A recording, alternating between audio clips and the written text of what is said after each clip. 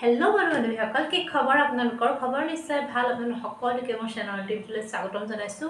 আৰু আজি ভিডিঅ'টো মই দুপৰীয়া ষ্টাৰ্ট কৰিছোঁ পাকঘৰৰ পৰা। গতিকে যিহেতু মই পাকঘৰত আছোঁ আৰু আপোনালোকে থাম্বনেইল চাই গম পাইছে, আচলতে এটা মই ৰেচিপি আপোনালোকৰ লগত শ্বেয়াৰ কৰিম।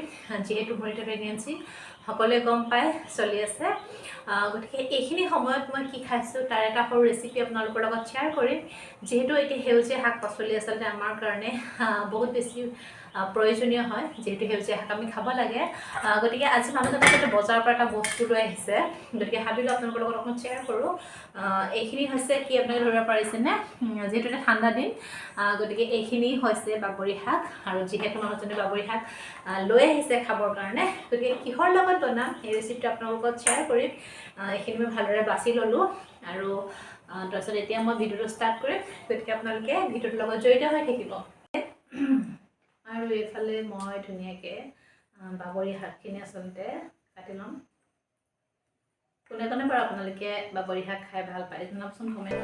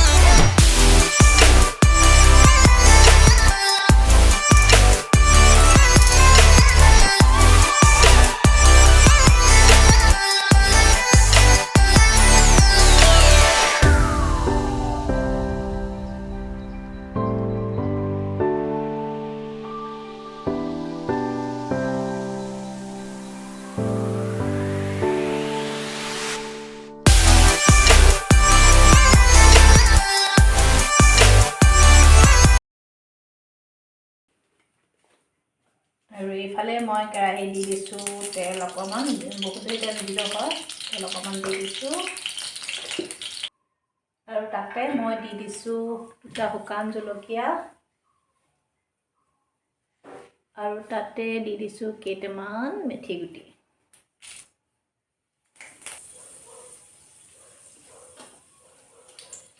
এয়া মেথি গুটিতে ধুনীয়া ৰং এটা হৈছে। তাৰপিছত যিহেতু মই কাটি থৈছিলোঁ, পিঁয়াজ দি দিছোঁ আৰু দি দিছোঁ জলকীয়া। যিহেতু মই নিজে জ্বলা খাওঁ, গতিকে জ্বলা দিলোঁ। আৰু তাতে ইমান সেইবোৰ বজাৰৰ পৰা জলকীয়াখিনি বৰ এটা জালো নাই, গতিকে মই কেঁচা জলকীয়া দি দিছোঁ প্ৰায় 3টা। আৰু এইখিনি ভালদৰে অকণমান লৰাই দিব এনেদৰে। আৰু এইফালে ধুনীয়াকৈ এটা পিঁয়াজ যেতিয়া ৰং আহিব, তেতিয়া ভালদৰে ভজাৰ পাছত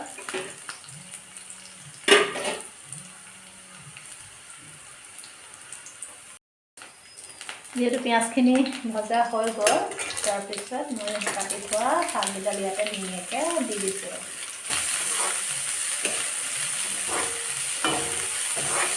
তাৰপিছত ভালদৰে লৰাই দিব।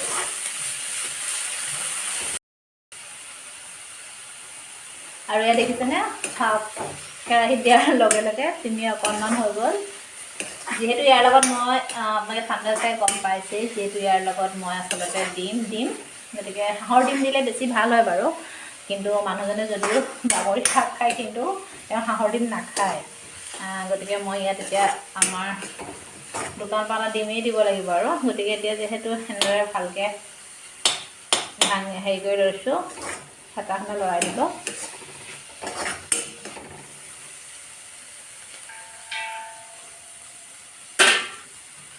আৰু ইয়াতে আপুনি দি দিব নিজৰ জোখমতে অকণমান হালধি আৰু অকণমান নিমখ। যিহেতু ভাজিটো কমি গ'ল, গতিকে নিমখ অকণমান দিছোঁ, নহ'লে নিমখটো বেছি চোকা হৈ যাব। আৰু বাবৰি শাকৰ গোন্ধটো বাৰু আপোনালোক কোনে কোনে ভাল পায় জনাবচোন কমেণ্টত। মই কিন্তু বহুত বেছি ভাল পাওঁ, কিয়নো বাবৰি শাকৰ যিটো ফুল যেতিয়া ফুলে বাৰীখনত, মানে শাকনিবাৰীখনত দেখিয়ে মানে কিবা এটা ভাল লাগে। কিন্তু এতিয়া শাকটো কাটোতে যিটো সুন্দৰ মানে গোন্ধ আহে, সঁচাই মানে অপূৰ্ব বুলি ক'ব লাগিব। আৰু ইয়াত দেখিছে মোৰ শাকখিনি প্ৰায় হৈ গৈছে আৰু ইয়াতে যিহেতু মাজত এনেকৈ চাইডকৈ ৰাখি থৈছোঁ যিহেতু কৈছোঁ ইয়াৰ লগত মই যিহেতু ডিম দিম কিন্তু হাজবেণ্ডে আচলতে হাঁহৰ ডিম নাখায় কিন্তু হাঁহৰ ডিম দিলে বেছি ভাল লাগে বাৰু যি কি নহওক যিহেতু তেওঁ নিজেই খাম বুলি লৈ আহিছে বজাৰৰ পৰা গতিকে তেওঁ নিৰাশ নকৰোঁ আৰু গতিকে যিহেতু দোকানৰ পৰা অনা ডিম আছিলে তাকে মই ইয়াত দি দিছোঁ আচলতে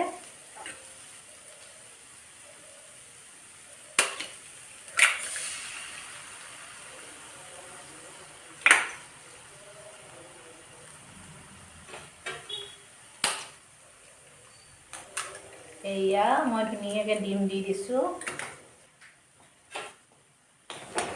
তাৰপিছত মই ডিমটো ইয়াত এনেকৈ লৰাই দিছোঁ ডিমটো দিয়াৰ পিছতে কিন্তু নমাই দিলে নহ'ব গেছটো চিমতে ৰাখিছোঁ যিহেতু ভাজি কম গতিকে ডিম বেছি হৈছে দুটা দিলে কিন্তু কি নহ'ব মই ডিমটো সৰহকৈ দিলে অকণ ভাল পাওঁ খাই সেইকাৰণে আচলতে মই ডিম দুটা দিছোঁ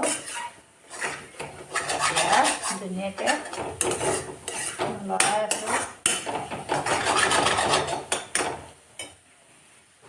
আৰু এইফালে প্ৰায় 5 মিনিট সময় ভাজিলে হৈ যায় আৰু মোৰ যিহেতু এয়া হৈ গৈছে আৰু ইয়াত কোনো ধৰণৰ মছলা দিব নালাগে এনেদৰে গৰম গৰম ভাতৰ লগত খাব পাৰি লগতে ৰুটি হওক এনেদৰে খাব পাৰি আৰু মোৰ কিন্তু দালি নহ'লেও এনেকুৱা চব্জি হ'লে হৈ যায় গতিকে এয়া মোৰ বাবৰি শাক আৰু ডিমৰ লগত বনোৱা তৰকাৰী হৈ গৈছে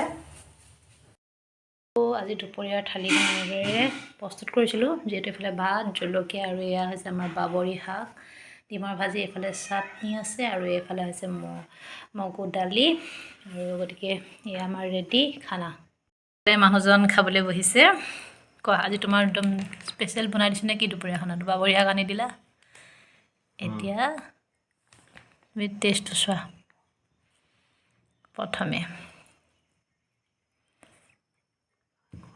এইফালে গৰম বোলে